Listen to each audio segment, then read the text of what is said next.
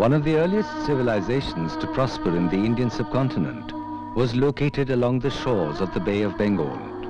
It was the land of Kalinga, Odisha as we know it today.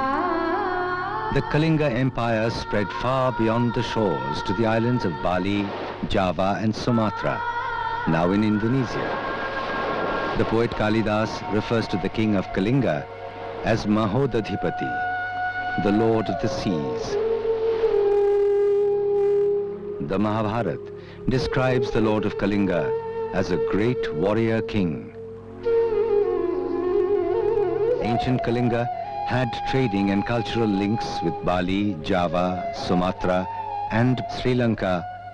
Around Kartik Purnima, the coastal winds of Odisha blow towards the islands of Bali, Java and Sumatra. The traders of ancient Kalinga favored the auspicious day to begin their journey. It is still celebrated as Boita Bandhano or Chharo Khai Purnima to inspire children with the sense of adventure of their ancestors and to pray for the well-being of the sailors out at sea.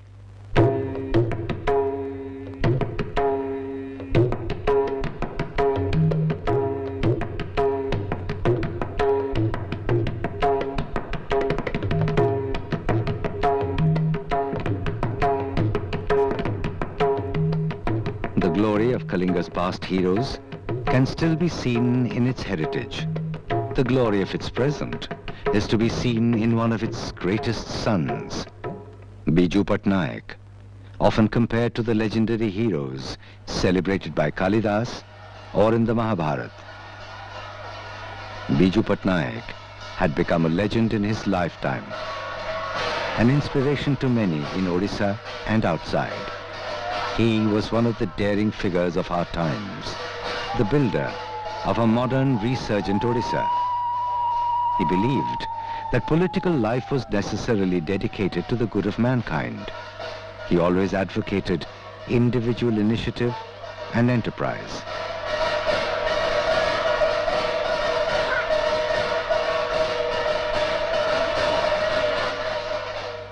He was like an eagle in the storm and a man who knows how to build people from earth. One morning my grandfather asked me to accompany him on his way to work. It was very early in the morning and there were no cars or drivers at home. But this of course didn't stop my grandfather, who proceeded to go outside the gates of the house and stop the first cycle rickshaw he could find. We got onto the cycle rickshaw and ended up stopping at a roadside dhaba where he proceeded to order masses of food. Not surprisingly, a crowd gathered around us and there was grandfather eating away and chatting away with everyone. Comparing this to the kind of security that most people travel with today, or as for that matter of fact, those days, it showed me a side of my grandfather that was truly amazing and maybe even unique.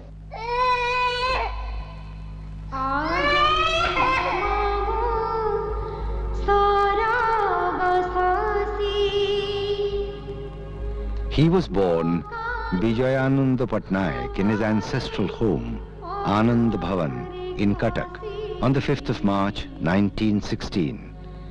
His mother, Ashalata Devi, was a Bengali Brahmo Samaji from Chittagong. His father, Lakshmi Narayan Patnaik, was a sub-judge and once the Diwan of the princely state of Paralakhemudi. He was also a Brahmo Samaji and a pioneering leader of the movement for separate statehood for Odisha, then part of the Bengal presidency.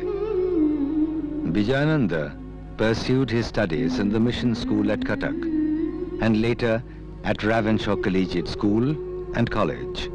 A keen sportsman, his excellence in cricket and football earned him the honor of the college champion in the year 1933 and 34. College student Bijananda set out on a successful cycling expedition from Cuttack to Peshawar and back. Bijanand joined the team of students led by the legendary leader Utkalamani Gopabandhu Das to bring relief to the victims of severe floods at Pattamundai in the Kendrapara district. When the leader's umbrella accidentally fell from the boat, the dauntless Vijayananda dived into the turbulent waters of the river Brahmani to retrieve it. When the first aeroplane landed in the Kaliyaboda grounds in Cuttack, young Vijayananda was fascinated by the flying machine. He could not repress his desire to touch and feel it. Scolded and rebuffed by the guards, his desire to fly captured his imagination. His younger son, Biju Patnaik, reminisces. He was a great pilot during the Second World War. And after that, of course, he was very much in the independence struggle, arrested by the British. And I'm talking about the diversity of his life. He became a major industrialist. After that, he went into politics. He entered public life, did a great many services to the nation. Earlier, he'd been involved also in the Indonesian independence struggle. He was amongst the first to think of an international prize for the popularization of science called the Kalinga Prize. So, as you said, he had so many different persons in so many different professions who he was related to, because he himself, in his own life, had lived so many lives. By the age of 23, Vijayanand, a full-fledged pilot, joined the Royal Air Force. He married Gyan Devi of Punjab at Rawalpindi at the same time.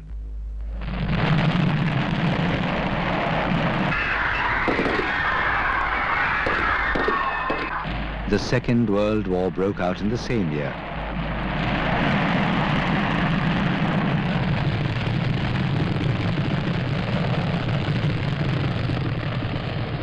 Biju Patnaik flew difficult missions to China, Egypt, and Stalingrad.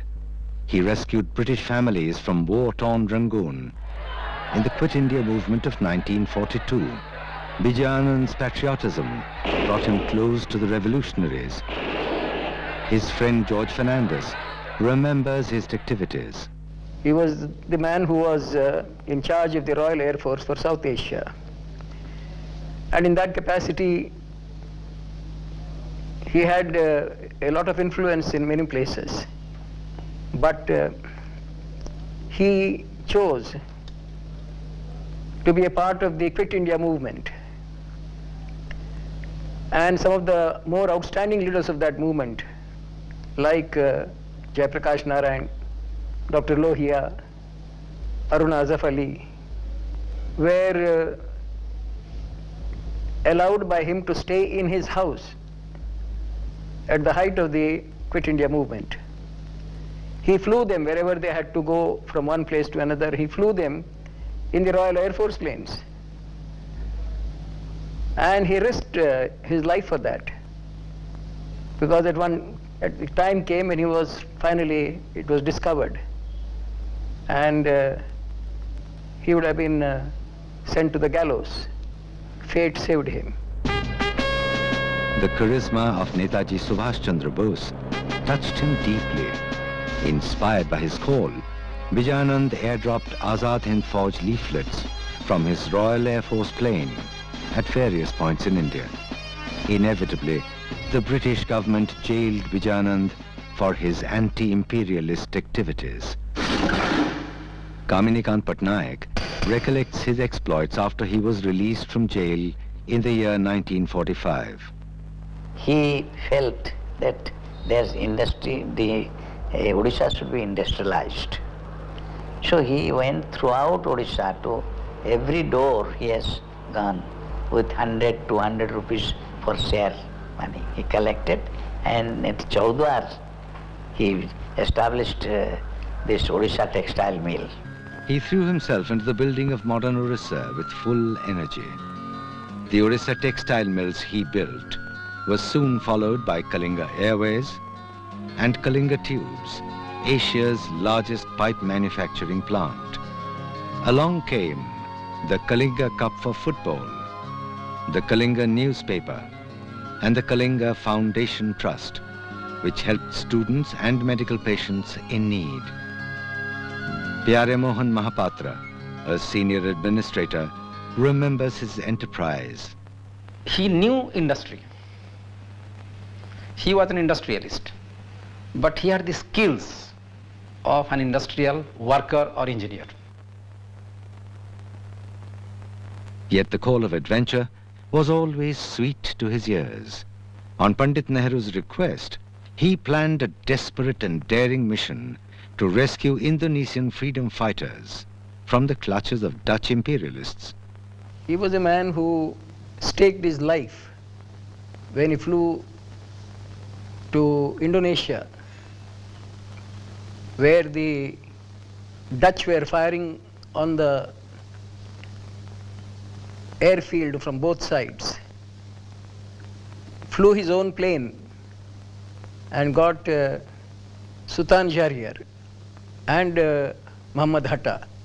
He brought both of them out of the firing range by flying his plane down and then bringing it straight to Delhi, and took them to meet with Pandit Nehru. Kashmir was attacked by Pakistan after freedom and partition of India in 1947. Biju Patnaik volunteered his services to the Indian Air Force. He paradropped vital troops near the capital city of Srinagar. Pakistan was forced to retreat from the valley. Alongside these dramatic missions, Biju Patnaik remained a committed family man. His elder son, Prem Patnaik, remembers. Between politics that he was doing all the time and building industry, they were all very busy. And so what little we saw of him, he was great fun to be with it. We used to go with him to Kashmir, spend summers with him in Kashmir. We were in Puri together, we were in Gopalpuransi together. So the time that he spent with us was, a lot of fun, and we were there with our friends, and he was very kind to all our friends, and he was a very good father in those ways.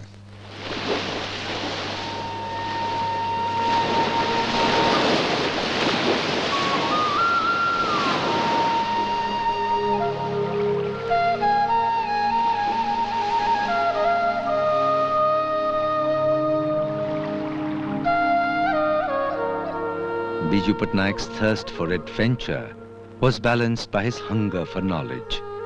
His relationship with books is remembered by his daughter Geeta Mehta, now an internationally famous writer.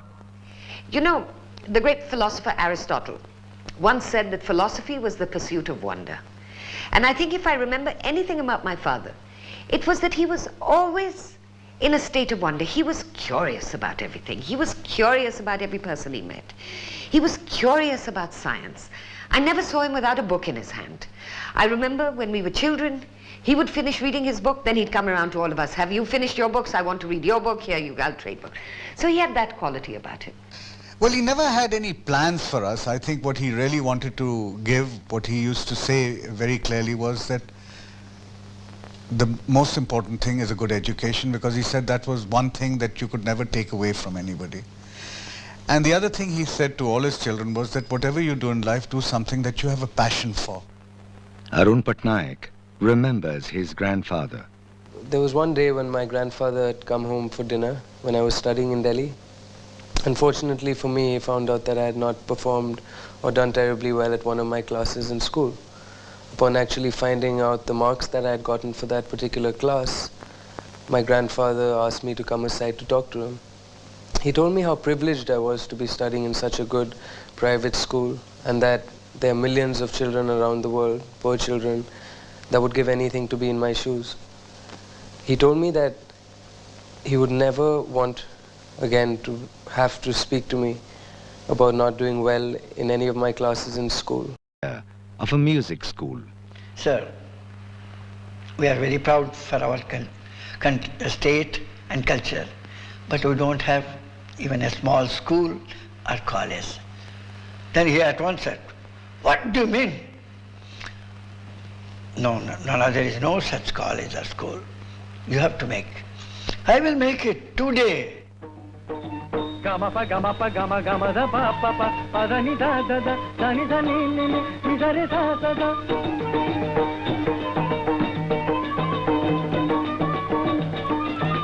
Ga gama da pa pa pa da ni da da da ni da ni ni da ni da da ga ga ma ga ni da ni pa da ni da da ni da ba ma ni da ba ma ga da ba ma ga re ga sa re ga ma pa da ni da ba ma sa re ga ma pa da ni da ba ma sa re ga ma pa da ni da ba ma ga tari je tari jem tari jem tari je tari je tari je tari jem tari jem tari je tari je tari je.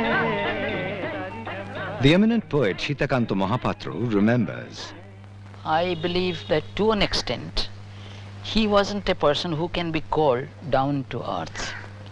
He tended to soar above ground, and not only as one of the pioneering industrialists but also as a pilot. In 1962, China attacked India's eastern frontier. It came as a rude shock for Nehru, who always believed in peaceful coexistence with our neighbors. His earlier experience with Tibet and the later border conflict had shaken his faith. Nehru summoned Biju Pattnaik to Delhi, mission advisor to the Prime Minister on defense matters.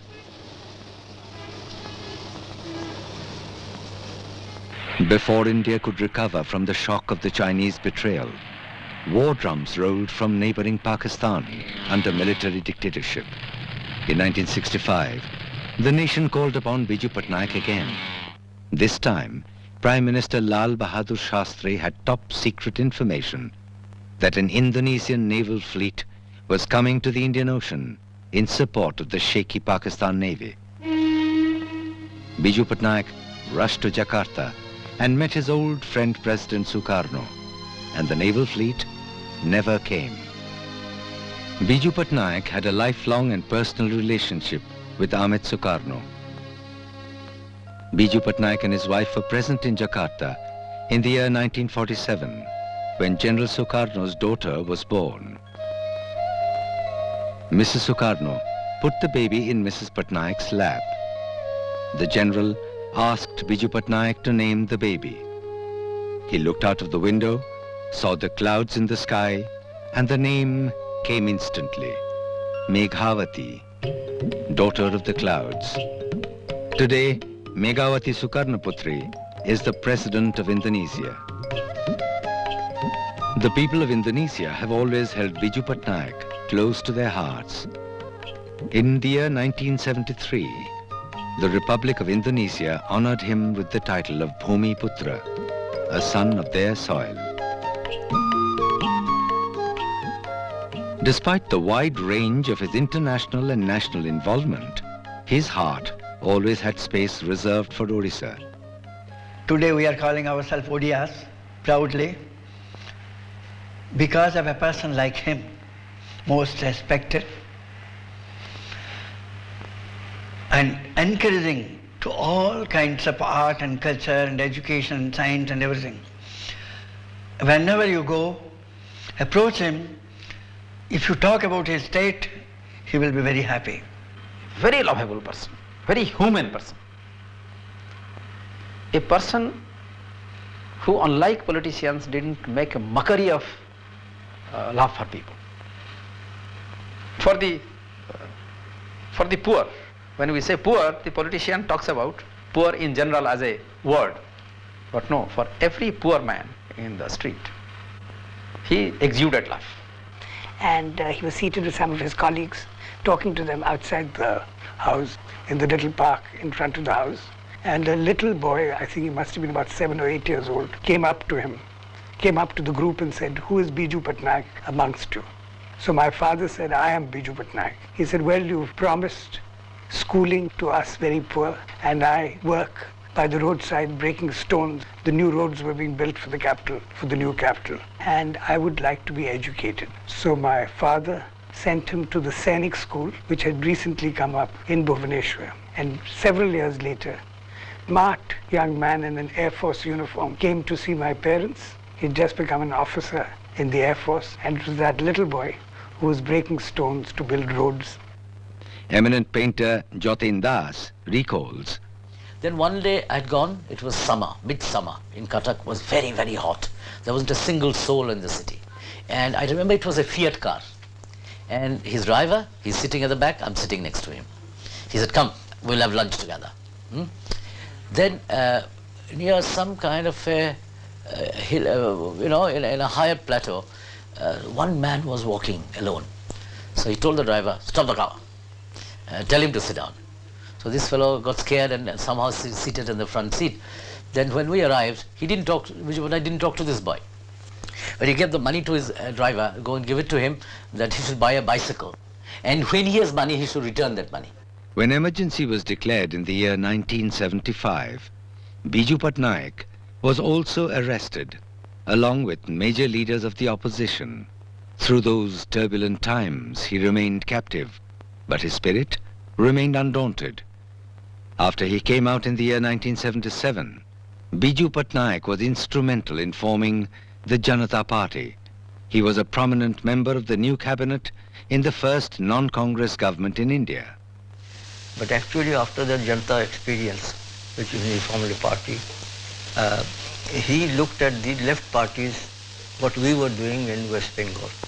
And then he got in touch with us. And as I said earlier, that he became very friendly with our then General Secretary, our Secretary, not General, Secretary, Pramod Das Gupta. And he used to say, let us work together, let us have a program. A childlike sense of wonder seemed to linger on even after achieving an eminent position. His quest for new discoveries continued throughout his life. From daredevil pilot to a successful industrialist, he went on to become a national leader. Shitakant, I am told that you have done 2 major works on Jagannath Das Uriya Bhagavat and the blind tribal poet Bhima Bhui. Can I see these 2 books? I was astonished because I didn't expect this from him. I said, sir, I will make it available through your personal secretary very soon. And I was astonished that he not only received it, but about 2 months later, he gave me a ring and told me how he liked these 2 works. Who is it? I said, no, Mu, Raghunath. Ah, come. No, are you depressed? No, person like you should not get depressed. I will not believe. Come on. Then he said, let us go out. Have you got your car? Small car? Tinny car? I said, yes. Little Harold car is there. No, come on. Poor man's car. Heck, should not call yourself. My father and your father both are like brothers. They are called lions of the state. When Parlakamandi Maharaja, Krishnachandra Gajapati's Diwan, my father was.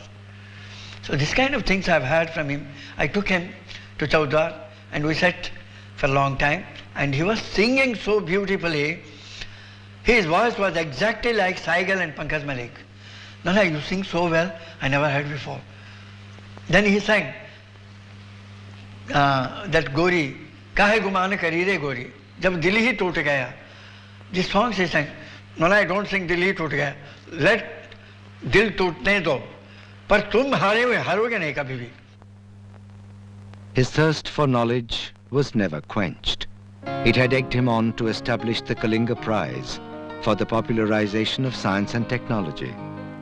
It was the prize that brought close to Odisha and India some of the greatest scientists of the world, like Julian Huxley, Margaret Mead, Amirali Hoodbhoy, Richie Calder, Bertrand Russell, Arthur C. Clarke, Fred Hoyle, and Jayant Narlikar. That inspired him to create the Kalinga Science Prize. You know, it is the nation's oldest science prize. It's over half a century old. And the reason why he created the prize was, the prize in itself is not so much money, but it does invite each scientist. The prize is created to popularize science. And it does invite each scientist who gets the prize, which is given by a body of people in UNESCO, to visit India for 3 months.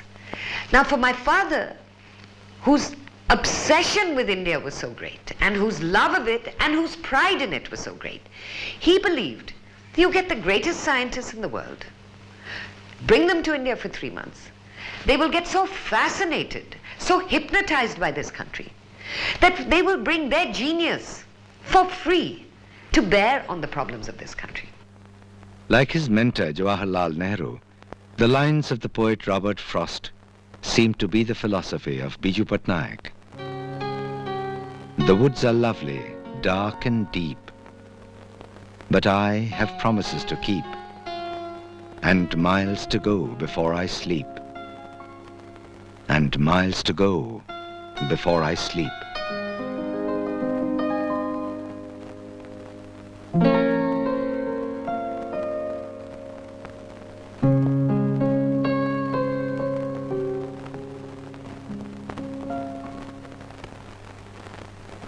Biju Patnaik's lovable and admirable qualities made him immensely popular. Called the coalition man, he became central to the formation of the Janata Dal government in the centre and in Odisha. Later on, he was one of the champions of United Front. He once again returned to his familiar seat as the state's chief minister. Biju Patnaik always took political opposition in his powerful stride. And during Mandal Commission, he used to come, by a rickshaw to office on Saturdays and Sundays. The DG of police asked him not to come by a rickshaw because there was agitation and people might take pot shot at him or throw stones at him. He said, please go, arrange your own security. Huh? I don't need security from my people. The greatest of his qualities was his immense generosity for his time, for his work, for his trouble, for his thoughts, for everyone.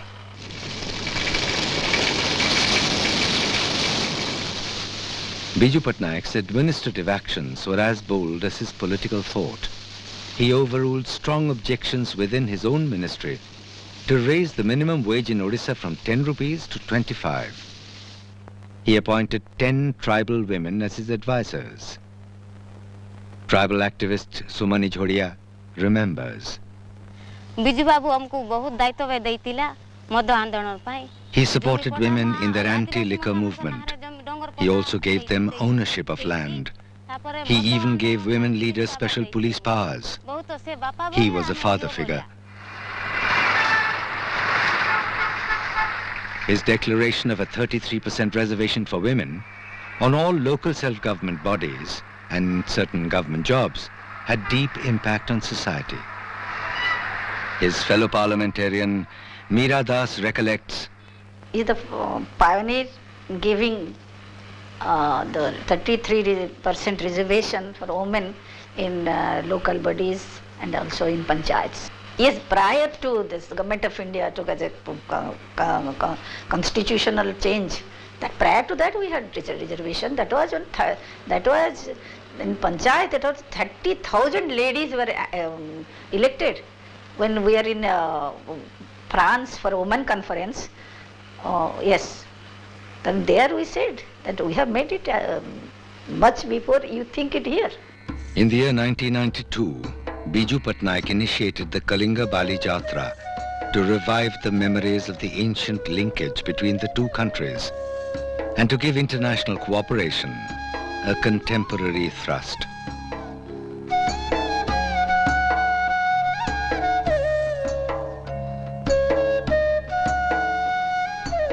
Biju Patnaik had always lived courageously.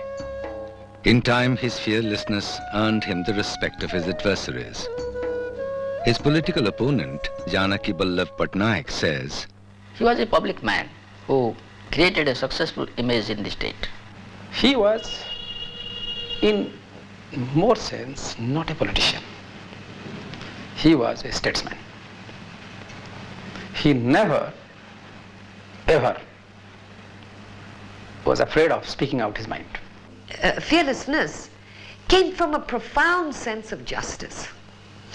My father his own family was so involved. I mean, he was a fearless man, but he was always trying to live up to the fearlessness of his own cousins.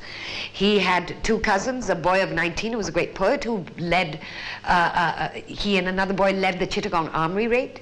That boy was shot to death on the steps of the Chittagong Armory. His younger brother, at the age of 14, was imprisoned, was sent off to the Andaman Islands, where he was kept in chains for 17 years. So my father considered them fearless. It was his courage and his charisma that made him a favorite with Pandit Nehru. He featured in a book called After Nehru Who, written by the American journalist Wallace Hangan during the last years of Nehru's life. The man who would rule this country after Nehru was being talked about. There are many. It was not merely Wallace Hangan who thought that here is somebody who could be one of the persons, who could perhaps wear his mantle, Nehru's mantle. Because he was not only very well versed in the art of administration, had an industrial background, was a visionary, but then the movement of Indian political system is such that he perhaps was one of those who didn't know the gentle art of being diplomatic with persons, how to influence, to win friends and influence people. To my best of awareness about him, he never cared for that. The man looked, his ideas were far ahead of the times for people to understand. And she was born also in the wrong state.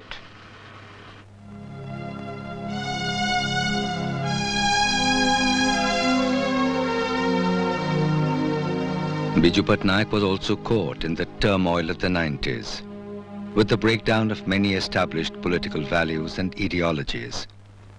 Mufti Muhammad Said, Kashmir Chief Minister, was Home Minister then.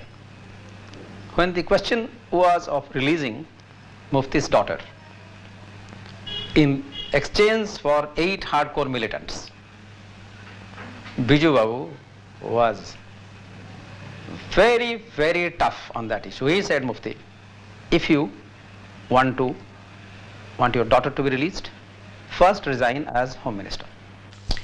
And I find now it's very frustrating the way he was showing his frustration towards the end. A lot of people thought that he was getting very angry. He would slap somebody, or he was getting angry, getting upset, very lonely. Because to translate his ideas and vision, there were not many people. This is the actual problem. Whereas he was a very, very restless person, and the restlessness was rooted in his desire to see that the country becomes great, and the various obstacles that would come in the way, and the slowness with which our bureaucracy, our politics, just about everything moved here, is what made him restless. He was an extraordinary person.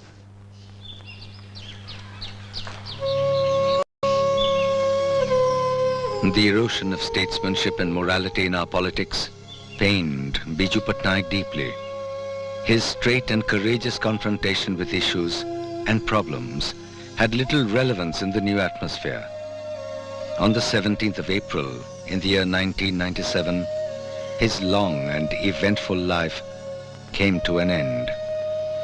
He left us with something to ponder when he said, "We have all been born to travel the road to death. So while dreaming, let us have great dreams."